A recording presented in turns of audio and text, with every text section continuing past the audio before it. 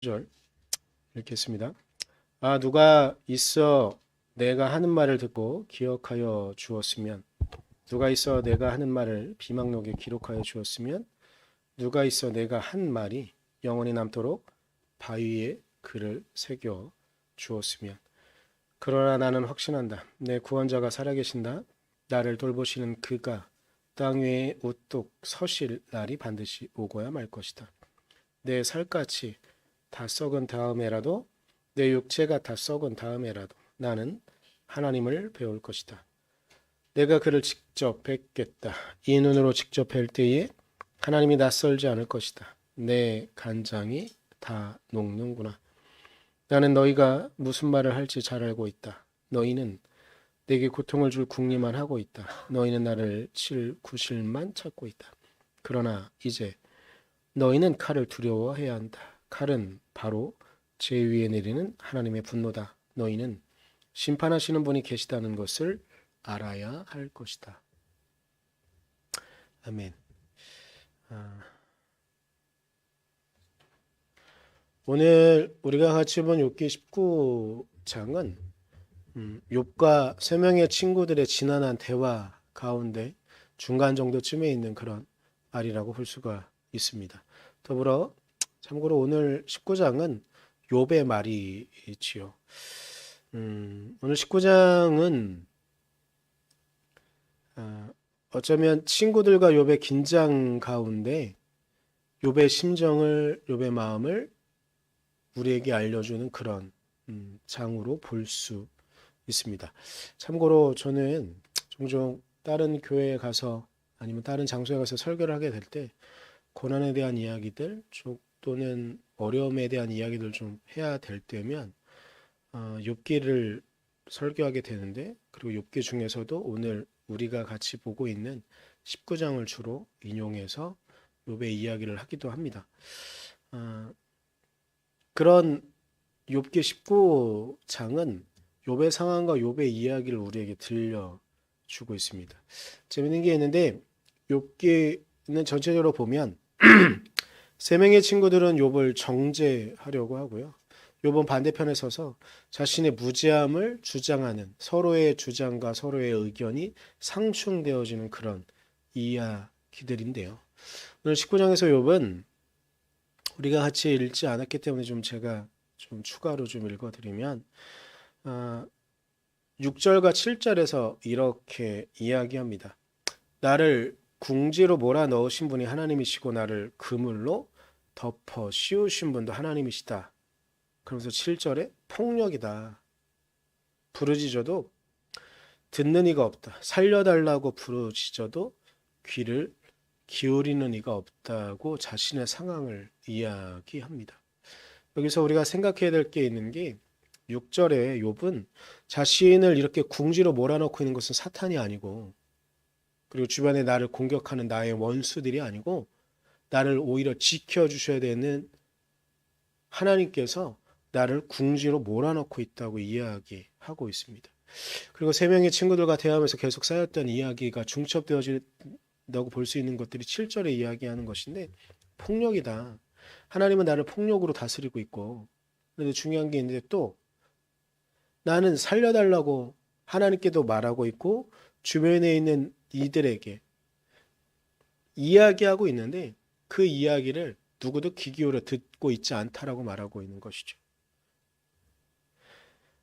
어찌 보면 이 말은 7절의 이 말은 하나님을 향한 말이기도 하지만 더불어 자신을 둘러싸고 있는 주변에 있는 이들을 향한 말이기도 합니다.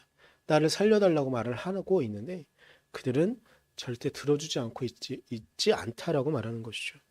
공동체로부터 버림받은 자신의 처지를 한탄하고 있는 그런 이야기들입니다.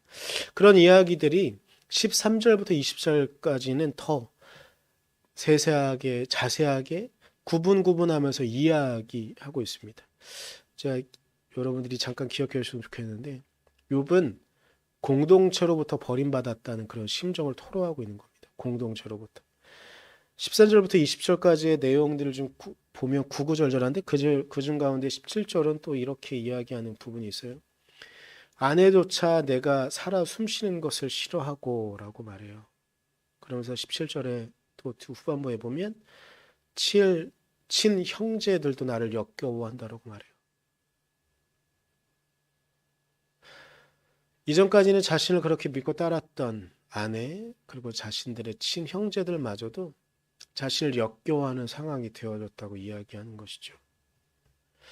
이렇게 13절부터 20절까지 자신을 둘러싸고 있는 공동체 그리고 형제들, 가족들, 주변에 아는 지인들이 욥을 얼마나 괴롭게 하고 힘겹게 하고 있는가 이렇게 이야기하는데, 그래서 마지막에 21절에는요.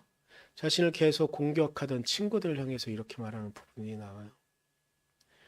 너희는 내 친구들이니 나를 너무 구박하지 말고 불쌍히 여겨다오라고 이렇게 친구들에게 당부하고 부탁합니다. 제가 이번 주 내내 계속 새벽에 말씀 묵상을 하고 이렇게 나누면서 느끼는 건데, 세 명의 친구들은 나름 처음에는 욥을 위로하기 위해서 왔을 거예요. 그리고 그것이 사실일 겁니다. 그런데 이 친구들의 반응과 행태들은 시간이 지나면서 조금씩 바뀌어지게 되고 조금씩 더 고난받고 있는 욥을 지적하고 욥에게 고난을 더 가중시키는 요소가 되어져 버립니다. 참 가슴 아픈 이야기고 고통스러운 이야기이죠. 그런데 이 상황 가운데 욥이 부탁하는 겁니다. 너희는 내 친구들이니 나를 너무 구박하지 말고 불쌍히 여겨다오라고 이야기하는 겁니다. 그러니까 욥의 상황이 얼마나 힘들고 어려운 상황 가운데 있는가를 단적으로 보여주는 그런 말일 겁니다. 그런데 여기에서 우리가 오늘 같이 읽은 본문 가운데 25절에 구원자에 대한 이야기를 좀 합니다. 그러나 나는 확신한다. 내 구원자가 살아계신다라고 이야기하는데, 여기서 말하는 구원자라는 거, 우리가 생각할 때 그냥 하나님이신가? 이렇게 생각할 수도 있습니다. 그런데 욥기를 전체적으로 보게 되면 하나님 앞에서 욥의 편이 되어주셔서 욥을 계속 변호해주고 있는 사람이 한 명 등장해요. 근데 누구인지 구체적으로는 잘 등장하지 않아요. 누군지 해석되어지지도 않고 의견도 분분한데, 이때 욥이 계속 꿈꾸고 바라는 것이 있어요. 뭐냐면 하나님과 자신이 법정 앞에 서면 자신의 편에 서서 자신을 변론해주는 누군가가 있음을 욥은 계속 기대하고 계속 바라요. 근데 여기서 쓴 단어가 구원자, 우리 세번역에는 구원자라고 되어져 있는데 이 원어 성경엔 고엘이라고 나와요. 고엘. 이 고엘은 대언자라고 해석되어지기도 하고 구원자라고 해석되어지기도 하고 이런 단어들인데, 이 고엘이란 단어는 단어 자체는 원래 동사예요. 이스라엘 백성들의 단어 체계는 되게 특이한 게 있는데, 이렇게 우리가 봤을 때 구원자는 명사잖아요. 그런데 이스라엘 백성들에게 이 고엘이라는 단어는, 우리가 해석할 수 있는 구원자라는 단어는 명사가 아니고 동사예요. 그래서 고엘이라는 단어가 원래 갖고 있는 뜻은 구속하다, 원수를 갚다, 원한을 풀다, 보상하다, 그리고 또 이런 의미를 갖고 있는데 친족의 역할을 한다 라는 의미를 갖고 있는, 여러 가지의 뜻을 갖고 있는 단어이거든요. 저는 영어 문법을 되게 싫어하는데, 영어 문법에 들어가면 막 머리가 복잡해지고 하긴 하지만 문법적인 이야기를 좀 하나 한다면, 이 고엘이라는 단어는 정확히 표현하면 이 동사가 현재 능동태의 분사형으로, 이걸 무슨 말인지 아시겠어요? 잘 모르겠는데, 전 잘 모르겠는데 하여튼간 현재 능동태의 분사형으로 쓰여질 때 우리에게 해석되어지는 단어는 오늘 욥기 19장 25절에 우리가 세번역으로 번역한 구원자라는 뜻을 갖게 되어줍니다. 구원자라는 뜻. 이 구원자라는 단어는요, 우리가 성경 안에서 많이 쓰여지는데, 이 고엘이라는 단어가 많이 쓰여지는데, 우리가 체감상 가장 잘 이해할 수 있는 하나의 사건이 있다고 한다면 룻기예요. 룻기는 룻이 자신의 시어머니를 쫓아와서 시어머니의 고향, 자신의 고향집이 아니고 시어머니의 고향집에 와서 겪은 이야기를 짧게 우리에게 전해주는 그런 이야기잖아요. 근데 여기에서 보아스가 자신의 땅과 자신의 땅에서 경작하는 사람들을 위한 배려하고 있는 부분들이 좀 나와요. 그리고 소문을 듣다가 룻과 그의 시어머니가 어떻게 이 땅에 다시 돌아오게 됐는지 그의 상황이 얼마나 힘겨운가를 얘기를 듣고선 보아스가 하는 일이 있죠. 무엇이냐면 소확물을 일부러 더 흘리는 거죠. 그래서 룻이 그것을 갖고 땅은 없지만 자신의 조상, 시어머니의 조상들이 가졌던 땅은 없지만 먹는 데에 별 문제가 없도록 해주는 것. 이것이 바로 고엘이에요. 그러니까 친족을 책임지고 친족의 삶을 돌보는 것이 고엘이라는 거죠. 참고로 이 고엘이란 단어는 몇 년 전에 좀 몇몇 신학자들이 집중하면서 책을 내기도 하고 우리 기독교인들이 회복돼야 될 어떤 문화로 그래서 고엘주의 혹은 고엘 사회 이런 식으로 책을 좀 내기도 하고 그래 시기가 좀 있었습니다. 그런데 우리의 민족에겐 잘 이해할 수 있는 것 중에 하나는 두레라는 거예요. 물론 두레가 고엘과 동일하진 않습니다. 두레는 친족의 중심이라기보단 그 지역을 중심으로 하고 있는 것이기 때문에 조금 다르긴 하지만 그래도 우리가 이해할 수 있는 것 중에 하나는 두레 정도가 이해할 수 있을 것 같아요. 그런데 욥이 오늘 기대하고 있는 건 이렇게 자신을 친족처럼 여기면서 자신을 변론해 준 제가 계속 그 19장 전체를 말씀드리면서 욥을 지적하고 욥을 환난 가운데 처하게 한 존재가 누구인지 말씀드렸잖아요. 하나님이거든요. 하나님은 누구도 거스를 수 없는 존재예요. 그런데 여기 나오는 구원자는요. 여기 나오는 고엘은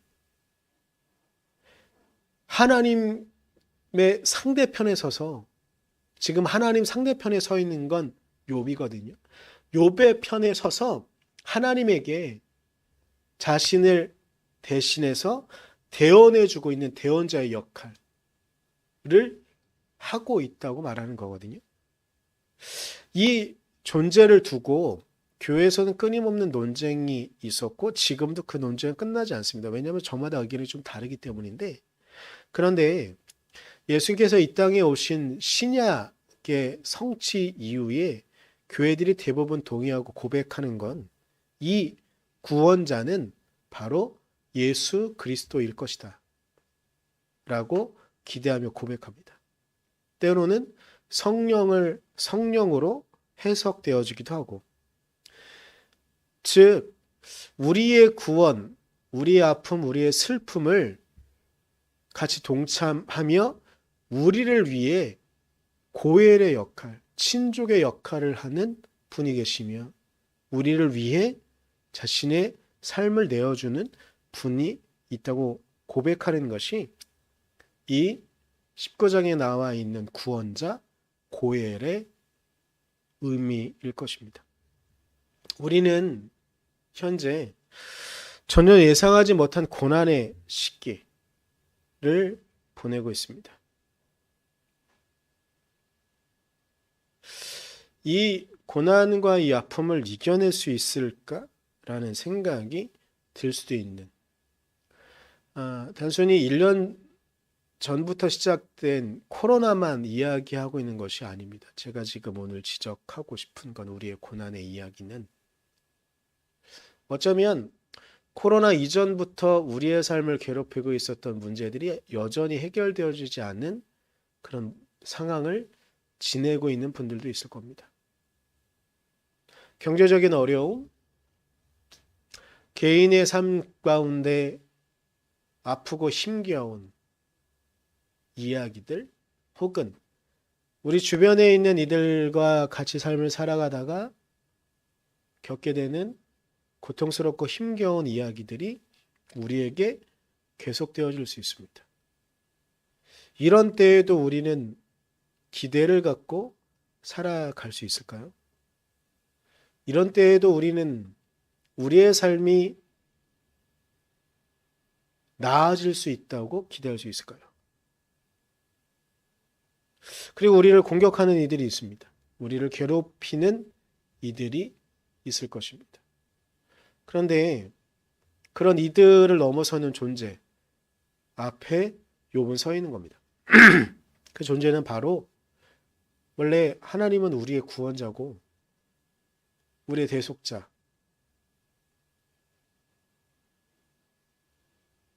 우리를 대신해서 악의 편에 서셔서 우리를 보호해 주시는 그런 분이신데 오늘의 욥은 오히려 자신을 치는 분이 하나님이신 상황에 처해져 있던 것이죠. 그런데 이때 욥은 하나의 기대를 갖고 하나의 꿈을 갖는 겁니다. 그 하나님 편에 서서 하나님 반대편에 서서 자신을 변호해주고 자신을 구원해줄 구원자가 있을 것이라고 기대를 갖는 것이죠. 이것을 갖고 이 욥의 이야기를 갖고 우리들은 지금 이렇게 해석합니다. 우리의 구원자로서 우리를 위해 중보해 주고 계시는 분이 계시다. 우리를 위해 당신의 삶을 내어준 분이 계시다. 바로 예수 그리스도에 대한 이야기입니다. 예수 그리스도는 그 당시 주변에 있는 수없이 많은 사람들이 너는 죄인이고 너는 절대로 구원받을 수 없다고 생각했던 주변의 사람들이 계속 그렇게 말하니까 자기 자신도 하나님으로부터 버림받았구나라는 생각 속에 있던 사람들에게 아니다. 너가 바로 하나님의 사랑을 받는 자라고 끊임없이 우리에게 알려주시고 우리에게 말씀해 주시던 분이셨습니다. 그러면서 그분은 그분의 사역에 우리를 초대하시는 것이죠. 예수 그리스도께서 우리의 구원자가 되셨습니다. 더불어 이제 구원받은 우리에게 예수 그리스도가 요구하시는 것이 있습니다. 너희들이 바로 다른 이들의 구원자가 되어라 라고 말씀하시는 것. 우리의 대변자가 되어주는 하나님의 사람들이 있음을 우리는 인식하고 받아들여야 될 것 같습니다. 더불어 그렇게 우리에게 하나님의 구원과 예수 그리스도의 사랑을 말해주는 상황들이 있다고 한다면 이제 우리도 나아가서 우리가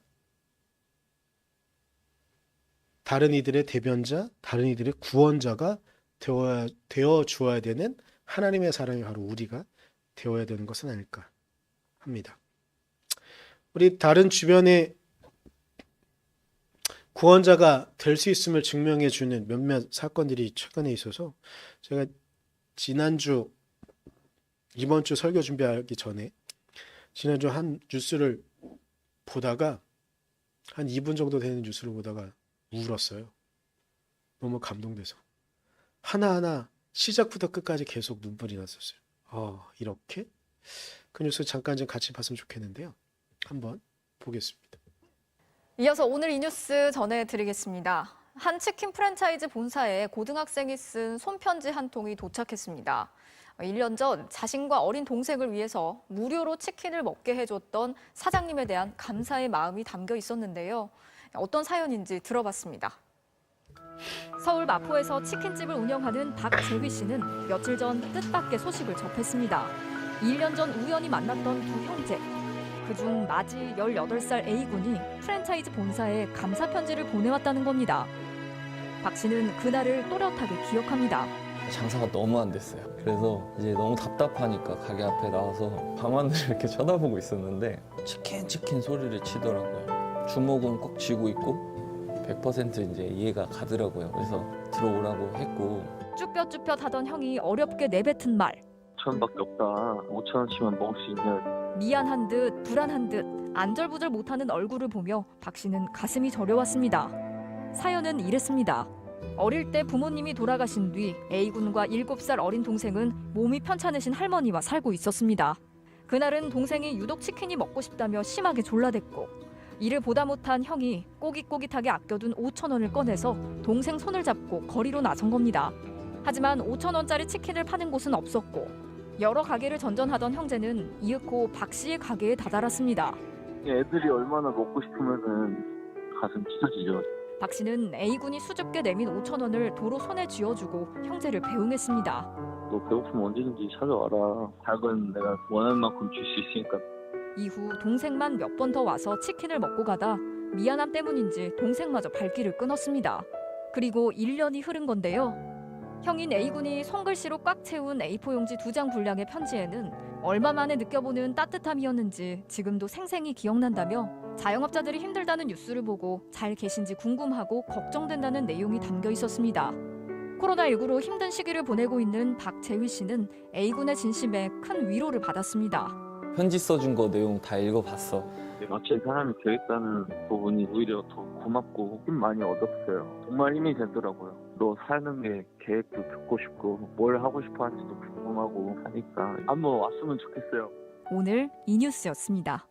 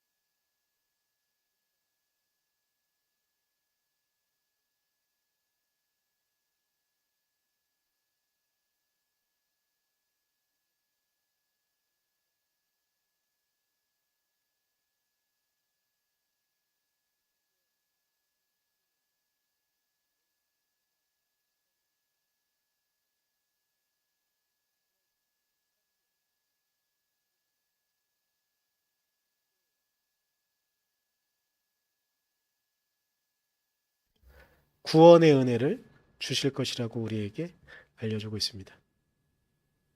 그 은혜 가운데 우리가 나아갈 수 있기를 간절히 소망합니다. 기도하겠습니다. 주님, 우리가 주님의 은혜와 주님의 능력 가운데만 나아갈 수 있기를 간절히 소망합니다. 하나님, 우리가 마음을 다해 주님의 은혜를 만나게 하시고 주님의 능력을 만나게 하셔서 우리가 온전히 하나님의 은혜에 하나님의 사랑 가운데만 나아갈 수 있도록 우리를 지켜주고 이끌어 주시옵소서. 하나님, 우리가 어떤 상황 가운데에도 우리의 구원자가 되시는 그 하나님의 은혜를 만나게 하시고 어떤 상황 가운데도 우리를 지켜주시는 그 하나님의 능력을 만날 수 있도록 우리를 이끌어 주시옵소서. 주님, 당신께서 그렇게 우리를 이끌어 주시길 간절히 소망하며 예수님의 이름으로 기도드렸습니다. 아멘.